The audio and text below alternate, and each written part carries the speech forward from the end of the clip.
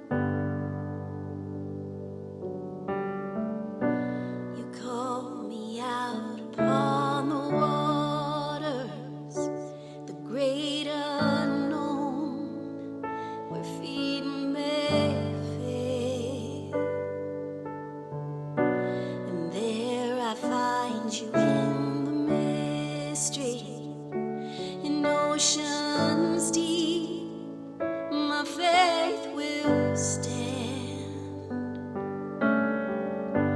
and I will call upon your name and keep my eyes above the waves. When oceans rise, my soul will rest in your embrace, for I am yours and you are mine.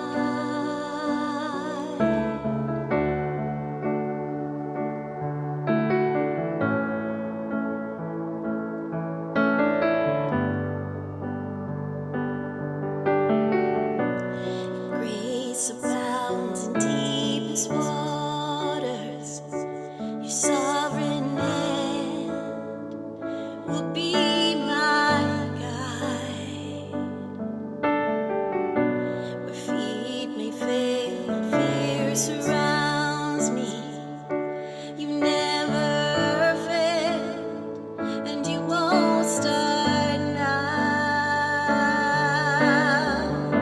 So I will call upon your name and keep my eyes above the waves. When oceans rise, my soul will rest in your embrace, for I am yours and you are mine.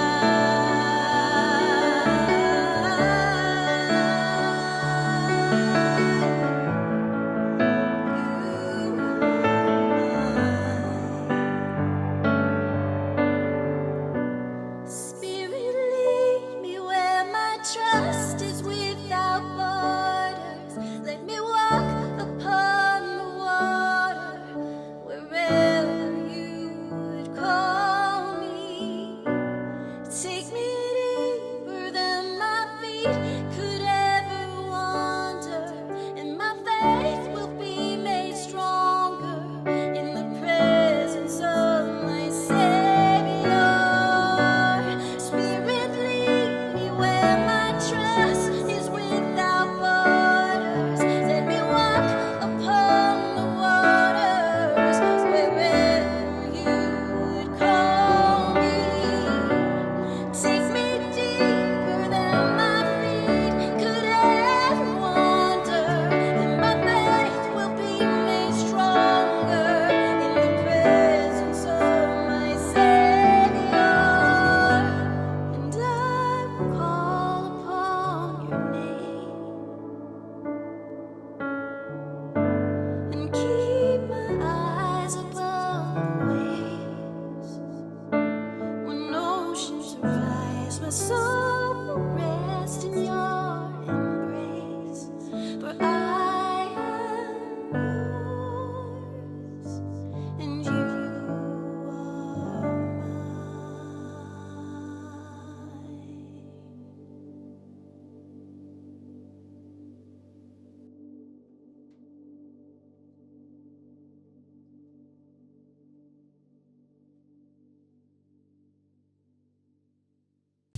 This is that time in our service when we worship with our giving. If you're just checking us out today, please don't feel like you have to participate. But if Sola Church is your church home, or these online services have just been a blessing to you, it's super easy to make a one-time tax-deductible donation or even to schedule a recurring gift. The easiest way is to scan the QR code on your screen. But you can always go to solachurch.life and click the tab at the top that says Give. Yeah, I just want to thank you guys so much for your generosity. Your giving makes it possible for us to create this digital content, to do our micro church gatherings, to do outreach. So thank you guys. Let's get into our time of teaching.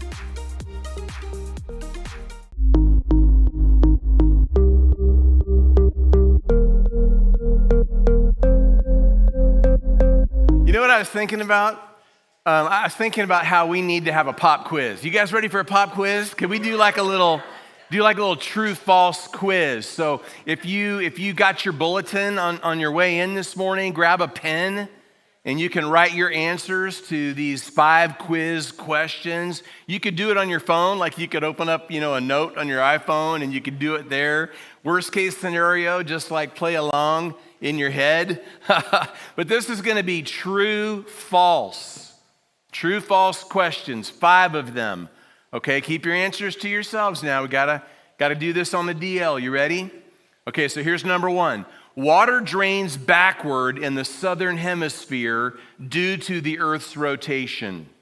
True or false? Mark that down on your bulletin or in your phone. Number 2, humans use only 10% of their brains. True or false? Number 3, a penny dropped from the top of a tall building could kill a pedestrian. True or false? Number 4, a dog's mouth is cleaner than a human's. True or false? And one more. You ready for the last one? Number 5, it takes 7 years to digest gum. True or false? All right, everybody got their answers down? According to the website livescience.com, all 5 answers are false. How many of you guys got at least one wrong? At least one, or more than one wrong. Yeah, a whole bunch of us would have gotten one or more of those wrong because we've heard these things over and over and over in our life. And that just begs the question, like what if much of what you believe about life turned out not to be true? That's interesting to think about, right? Things like this, things like, I can't help the way I am. What if that's not true? Things like, I need everyone's approval. What if that's not true? Things like, life should be easy. What if that's not true? What if all of those things turned out to be false? That's what we're talking about today. So let's open the Bible to the Gospel according to San Marcos, chapter 8. Yeah, our city is named after the author of this Bible book, Saint Mark or San Marcos. So the book of Mark in the New Testament, chapter 8, that's where we're going to be today. We're calling this series through Mark, Marked. And we're doing that because, well, Jesus has marked us. And not just for ourselves, but so that we can leave a mark on our city, San Marcos, on North County, and beyond. I know we've got people watching live in other parts of the country and even around the world, and God wants us to leave his mark everywhere. Together in this series, we're becoming unstoppable, unerasable, marked. And in a world full of assumptions about life and success, Jesus challenges some of our most deeply held beliefs. In the verses that we're going to look at today, he reveals the truth about what it really means to follow him. So we're going to call this one Marked by Truth. And we want to get sort of a running start. So let's look at verse 27. It says, Now Jesus and his disciples went out to the towns of Caesarea Philippi. And on the road, he asked his disciples, saying to them, Who do men say that I am? So they answered, John the Baptist. But some say Elijah, and others one of the prophets. He said to them, But who do you say that I am? Peter answered and said to him, You are the Christ. Then he, Jesus, strictly warned them that they should tell no one about him. So there was a rumor circulating, and we encountered it back in chapter 6, but this rumor that was circulating was about Jesus being John the Baptist back from the dead. So some people thought that, but then there were other people who, because of an Old Testament prophecy about how Elijah would return before the Savior of the world, before the long-awaited Messiah, they thought, well, maybe this is Elijah. Or some of them just thought that it was another one of the ancient Hebrew prophets. And they're a little bit like people today. You know them, I know them. Someone here might even fit this category. There are people today who make Jesus prominent. They think highly of Jesus. They have lots and lots of good things to say about Jesus, so they make him prominent, but they don't make him preeminent. They don't see him fully for who he really is. And that's kind of what was happening here. But you notice that Jesus was less concerned with what other people thought than with what his own disciples thought. He's less concerned with what the person on your right or your left think and more concerned about what you think, at least as it relates to you. And when you think about our lives, it just feels like there have always been people sort of shaping how we think about spiritual things. People who were happy to think for us. When we were children, our parents sort of thought for us about faith. And that's not a bad thing. It's a good thing that they tried to pass their faith on to us. I'm so grateful for the spiritual heritage that I received from my own family. But so, we start out in life where we have parents maybe sort of thinking for us about faith. And then perhaps as young adults, we have college profs thinking for us about faith. And a lot of times that doesn't turn out as well. They fill our minds with other ideas and we start to go in different directions. And then later still in life, like we can get well into adulthood and now it's not our parents and it's not our profs, but now it's just people. It could even be a partner. It could be a romantic partner that would be more than happy to think for us about faith in general and about Jesus in particular. And I just want to say that if there is one thing in this world that you've got to think for yourself about, if there's one person in this world that you've got to think for yourself about, it's Jesus. It's about faith and it's about Jesus. We've got to think for ourselves about that. And that's why, we started this season as a church by studying the gospel according to San Marcos, because I wanted to start this season by giving them Jesus. Lots and lots of Jesus, and that's what we're getting here in Mark. As we come today to the end of the 8th chapter, we're actually at the midway point in the Gospel of Mark. But Peter thought for himself. I love that. Peter said, "You're the Christ. You're the Messiah that was promised and that we've been waiting for." So verse 31, Jesus began to teach them that the Son of Man must suffer many things and be rejected by the elders and chief priests and scribes and be killed, and after 3 days rise again. He spoke this word openly. Then Peter took him aside and began to rebuke him. Bad idea on its face. But when he had turned around and looked at his disciples, he rebuked Peter, saying, "Get behind me, Satan, for you are not mindful of the things of God, but the things of men." Now, do you know anybody who refers to themselves in the third person?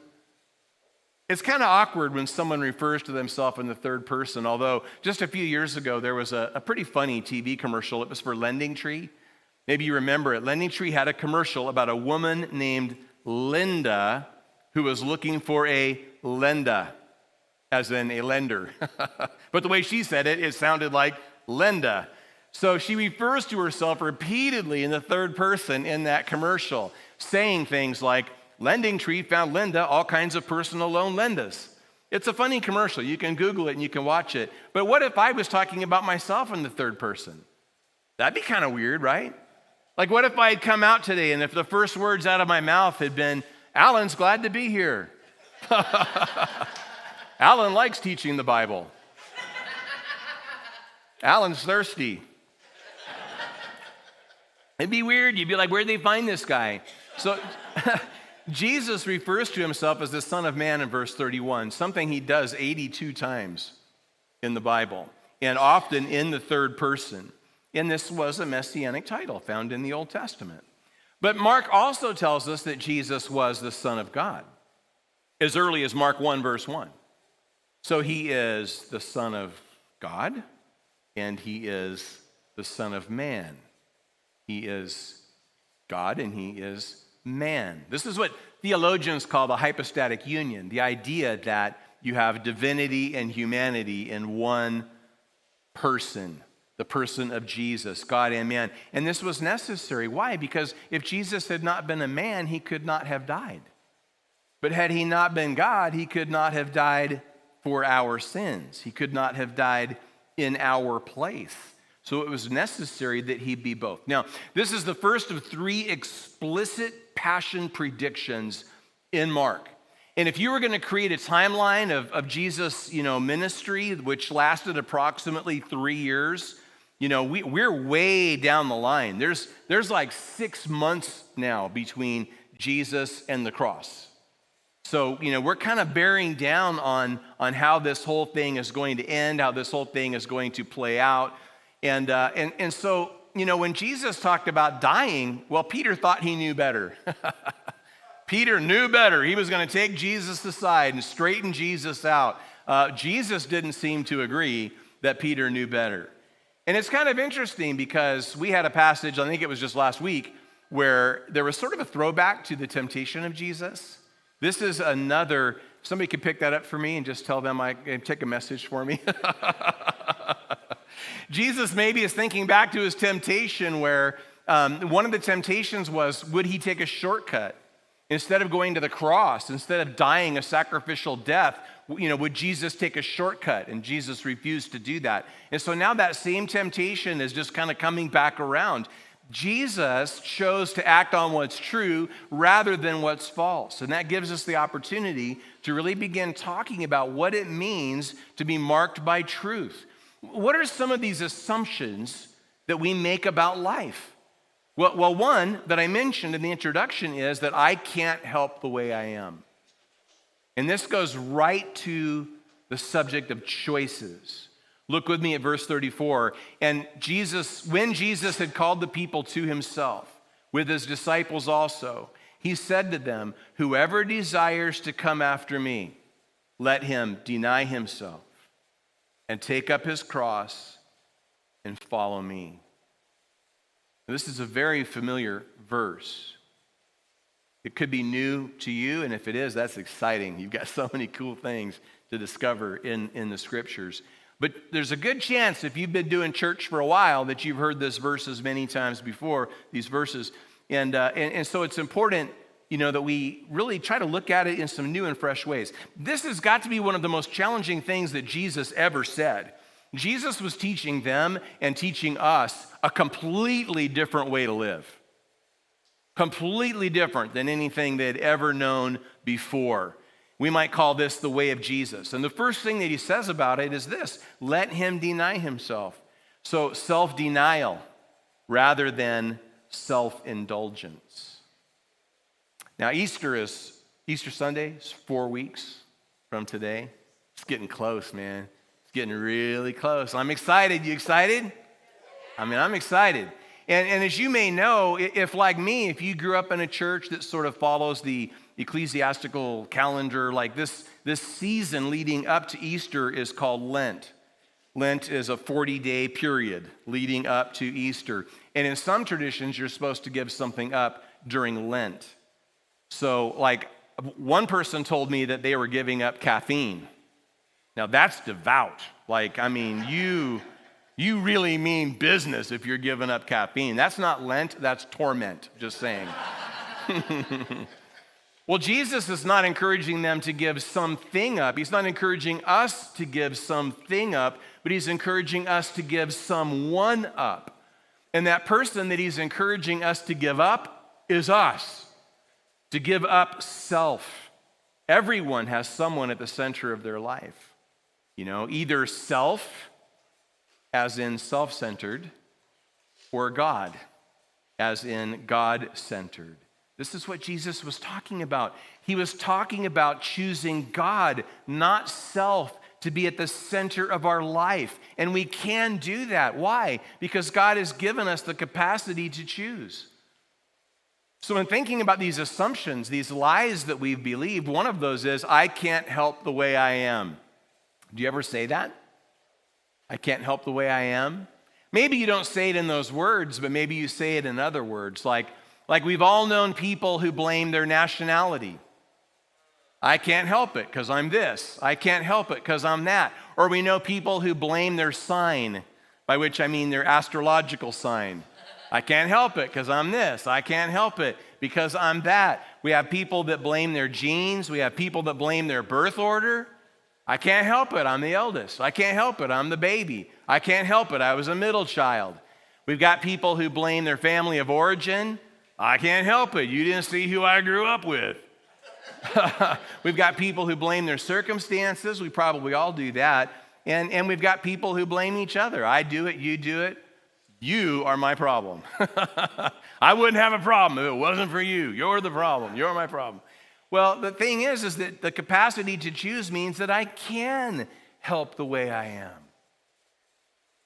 And rather than being discouraged by that, we ought to feel empowered by it. It means that I'm not helpless and I'm not hopeless after all.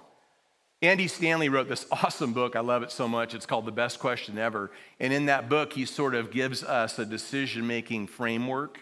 And so I'm going to adapt that just a little bit. But the way he approaches decision-making, he talks about the three tenses. You know, each of us in our lives, we have a past, we have our present, and we have a future. So part of what he suggests that we think about in decision-making, and what I'm going to take and just adapt a little bit, let's start with our past.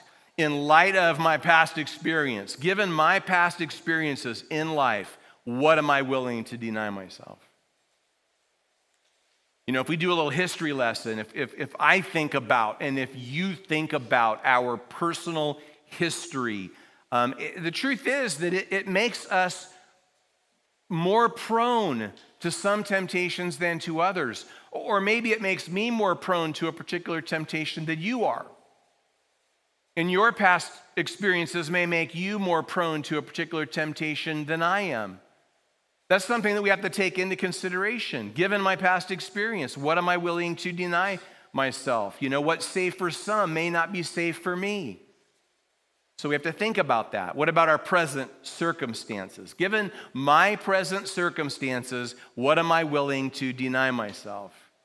You know, taking into account what's happening in my life right now, what kind of headspace I'm in, what are my current emotions, what is my present state of mind, like taking that into account, what would be wise? What would it be wise for me to deny myself? And then what about like our future hopes? Because we have a future too, right? And as yet undetermined future from our standpoint, like we don't know for sure what all our future holds, but we have these future hopes. And so given my future hopes, what am I willing to deny myself? It's kind of funny when you think about, you know, things in your life right now, it looks different if you try to think about it as future you. Instead of just thinking about it as present you, try thinking about it as future you. You know, like these financial decisions that I'm making right now, what are they going to look like when it comes time for retirement?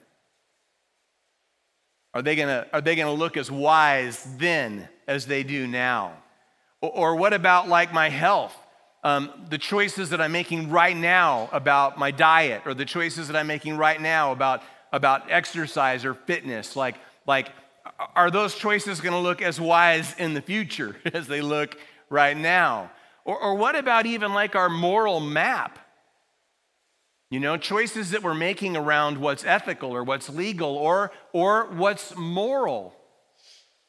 Is it going to look as wise then as it does now? I mean, you think even, just to give a real practical example, you think about, you know, like relationships and stuff. And, you know, someday a single person is going to meet that person they want to spend the rest of their life with. Is this the story they're going to want to tell that person?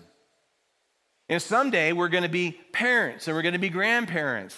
Is this the story that we're going to want to tell about our life? Like, it makes a difference here and now if we think about how that is going to look in the future. Such a good thing for us to process. I can't help the way I am. Well, to a large extent, I've been focusing in our talk so far about like daily choices, but it is worth pointing out that in our text, if you were to parse the Greek verb, it's actually a once-for-all thing. So it's helpful to understand that even though we live this out on the daily, it begins with a fundamental decision about who we're going to put at the center of our life. Whether our life is going to revolve around us or whether our life is going to revolve around God. You know, instead of saying yes to me and no to God, I have the capacity to say yes to God and no to me. For someone here, that might mean a first-time decision.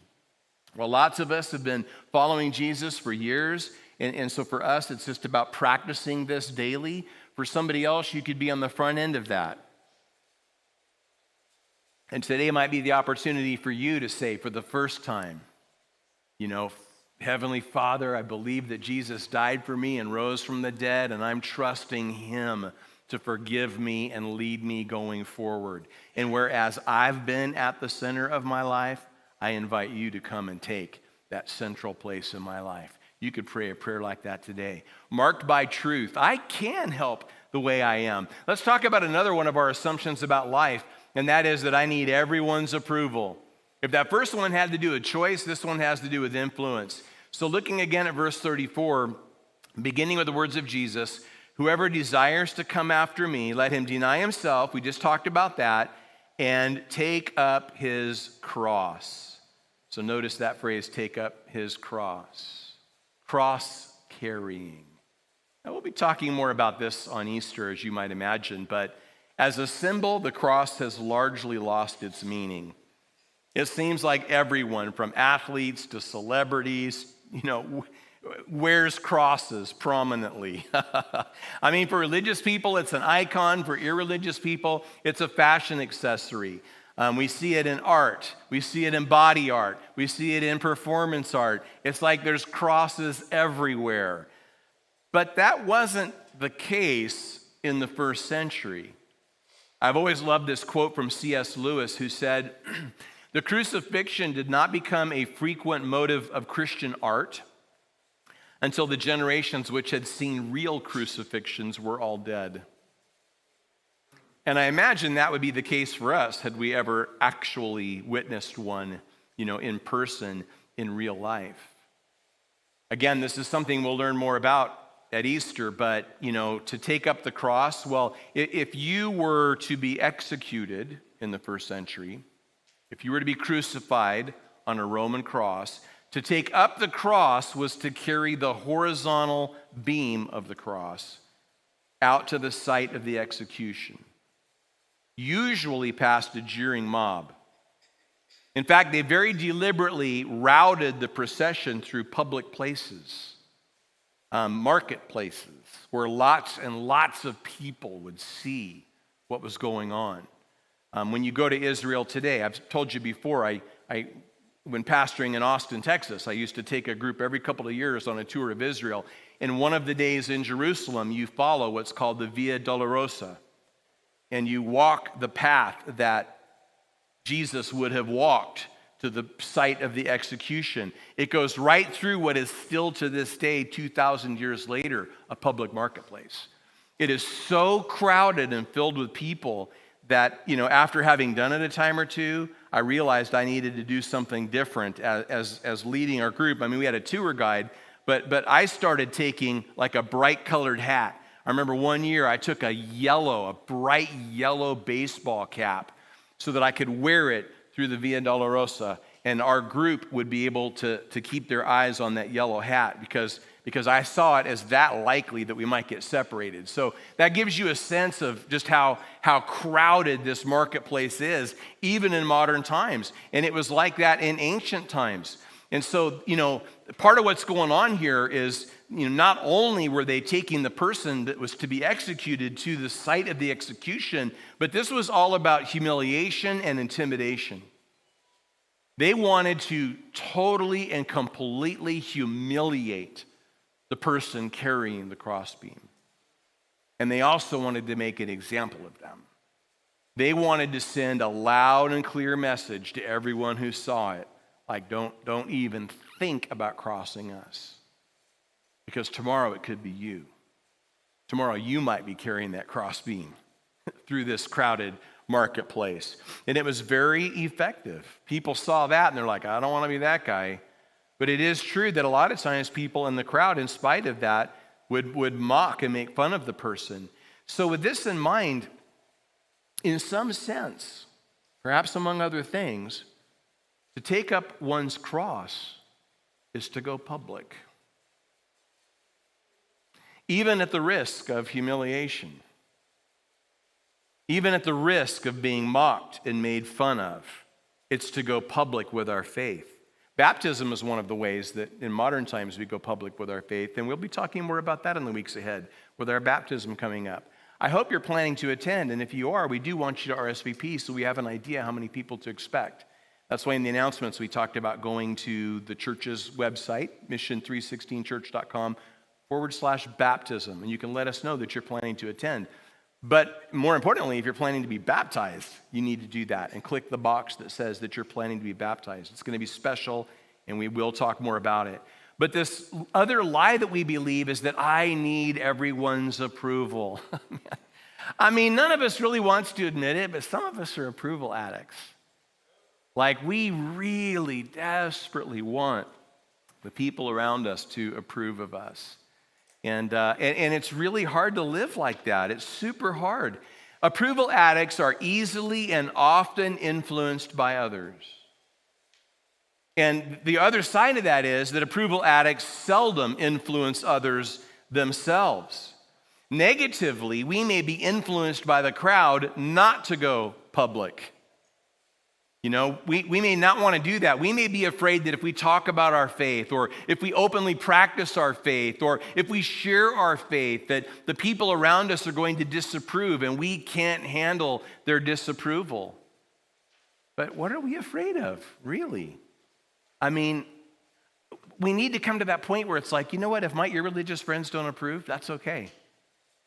And for that matter, if my religious friends don't approve of the way I follow Jesus, that's okay too. Like I need to come to the place where I'm living for an audience of one. Have you heard that phrase before? An audience of one?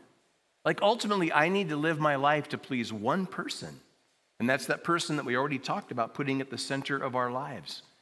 You know, when I was a kid, I wasn't a great athlete, but I had one year that was just spectacular. You know, there was 1 year, I was probably 12 years old, where I played baseball and I pitched.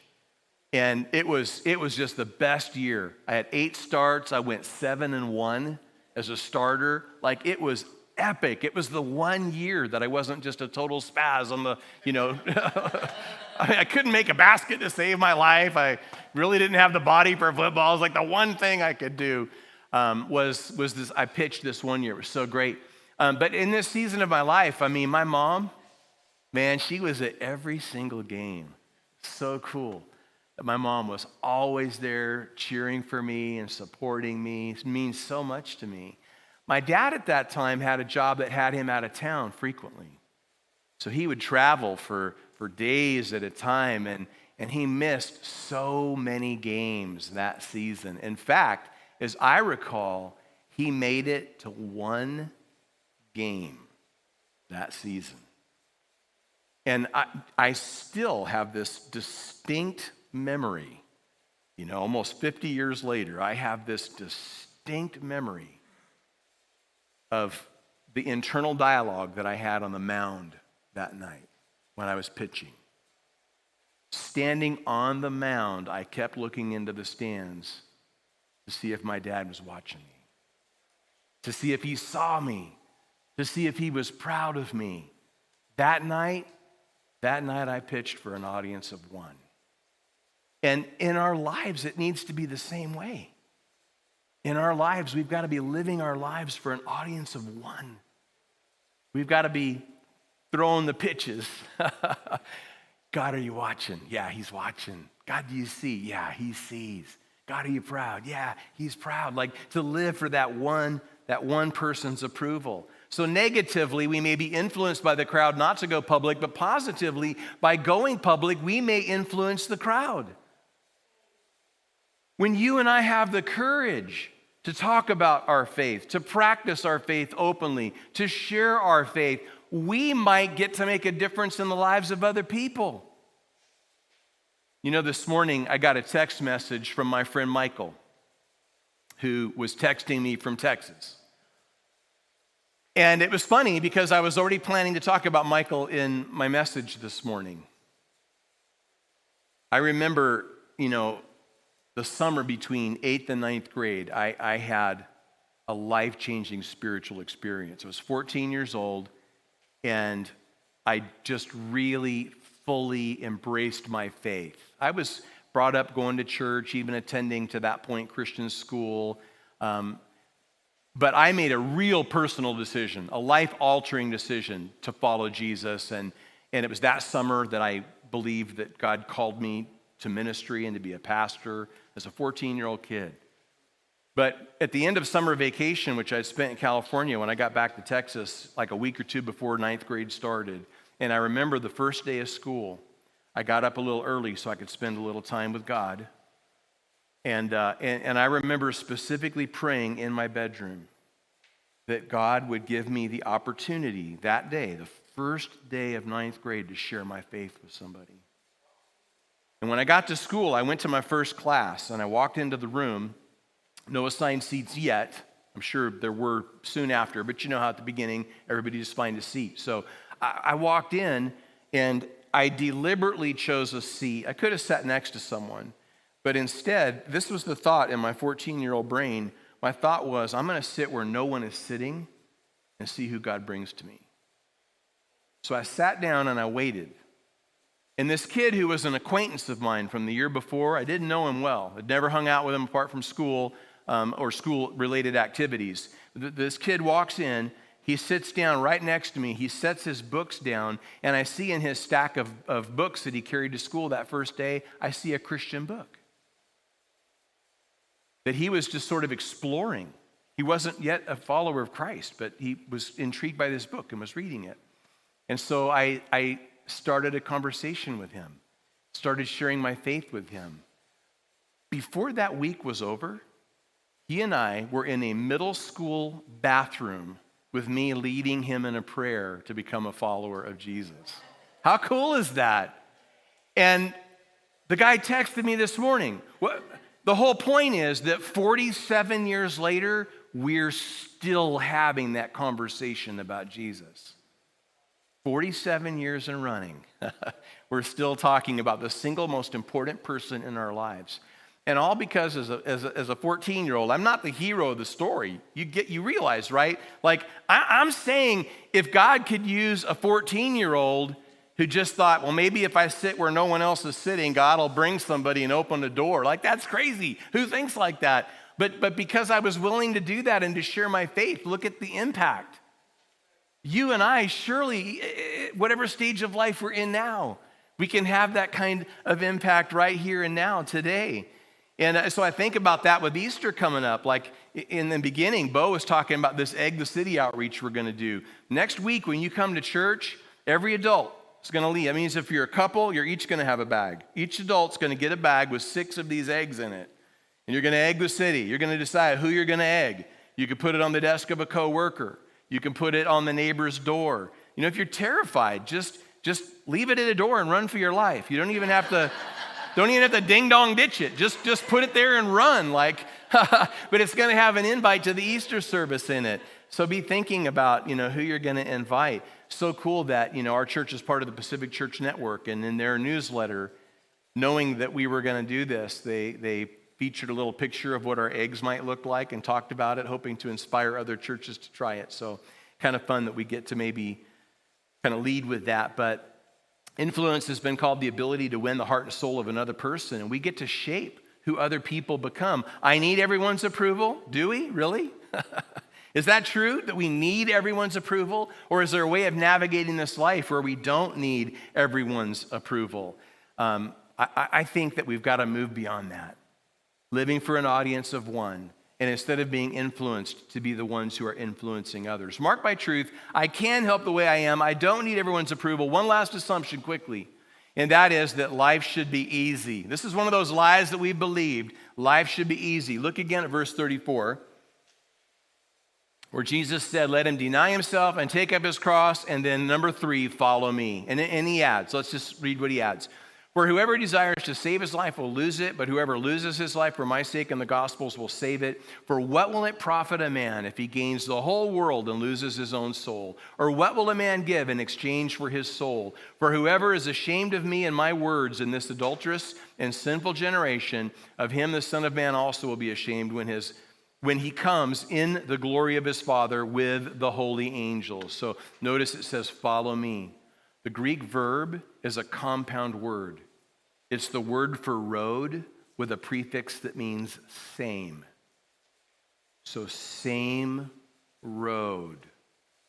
Follow me is a great translation, but we might even say follow with me, because Jesus is inviting us to be his traveling companion. He's inviting us into this intimate relationship. I said before that there are 3 distinct passion predictions in Mark. All 3 of them are followed immediately by a call to discipleship. And in the ears of Jesus' first followers, they could only have understood this as meaning to follow him to Jerusalem and to death. It was all about risk.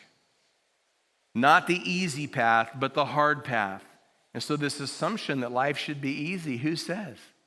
I mean, think about the things that mean the most to you in this world. If you're married, your marriage, your spouse means so much to you. If you're a parent or a grandparent, your child or your grandchildren, they mean so much to you. You think even about like your dearest friends and how much they mean to you. But all of those kinds of things, they're not easy, they're hard. At least in the sense that they require constant care, constant attention, constant nurture. Neglect your marriage for an extended period of time and see how that goes. Neglect your children or your grandchildren for any period of time and see how that goes. Neglect a friendship for any period of time and see how that goes. In other words, there's this relationship between risk and reward. Yeah, these things are hard. Yeah, these things are the things that make us the most vulnerable, the things that often bring the greatest hurts in our lives.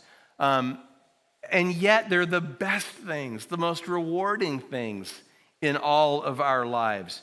And so that's so helpful for us to keep in mind. And so that's why when Jesus, why he says what he does, going forward, whoever desires to save his life will lose it, but whoever loses his life for my sake and the gospel's will save it. I think another way to think about this is how we all have these God-given dreams for our life. Are you living the dream in that sense? I'm not talking about winning the lottery. I'm talking about the holy desires that God places in the hearts of his sons and his daughters. You know, there's that verse in the Old Testament in Psalms that says, delight yourself in the Lord, and he will give you the desires of your heart. I take that to mean that as we make him our delight, as we put him at the center of our life, and our lives revolve around him, that he takes his desires for us, and he drops them into our hearts, so that I desire what he desires for me, so that you come to desire what he desires for you. And so we have these God-given hopes and dreams. And then the question is that what will we risk to experience that? When you think about what your life is and what it could be, are you willing to risk the life that you have for the life that you want, the life that God wants for you? Or are you going to put at risk the life that you want, the life that God wants for you, to hold on to the life that you have? It's a decision that we're all faced with, and I think that this verse sort of amplifies it. So if you're good with what is, if the difference between what is and what could be doesn't gnaw at you like it does at me, then this point, and maybe even this whole message, may not be your cup of tea. But if not, what would you give for your life to be all that it could be? Jesus, in verses 36 and 37, is saying that no earthly thing is equal in value to our soul, to our one and only life. Once it's spent, you can't get it back. And so we want to be willing to take those risks, to follow him and to step into all that he has for us individually and as a church. Marked by truth, I can help the way I am. I don't need everyone's approval. Life shouldn't necessarily be easy.